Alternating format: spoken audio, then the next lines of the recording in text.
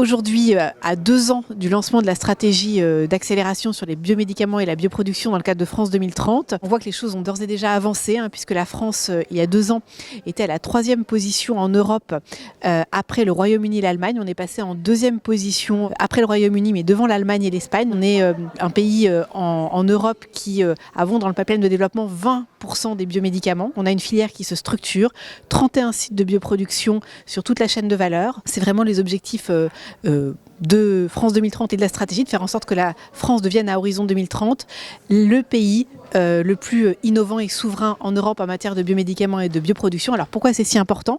Parce que ces biomédicaments aujourd'hui sont les thérapeutiques d'avenir qui visent à traiter des maladies souvent rares, incurables.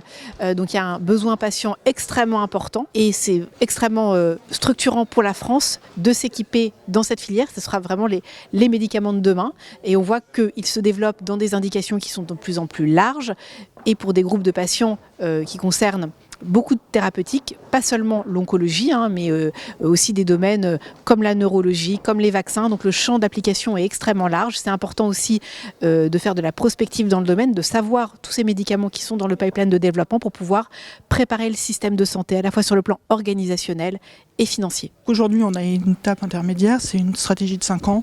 On vient de fêter les 2 ans et on se rend compte qu'on a, grâce à cette stratégie, embarqué un plus grand nombre de projets de développement préclinique et clinique de nouveaux biomédicaments. On a aussi renforcé ou consolidé un certain nombre de producteurs des biomédicaments sur le territoire français et on enrichit notre excellence de la recherche et donc toute l'innovation grâce à des outils qui ont été mis en conséquence pour favoriser l'émergence de nouveaux projets scientifiques.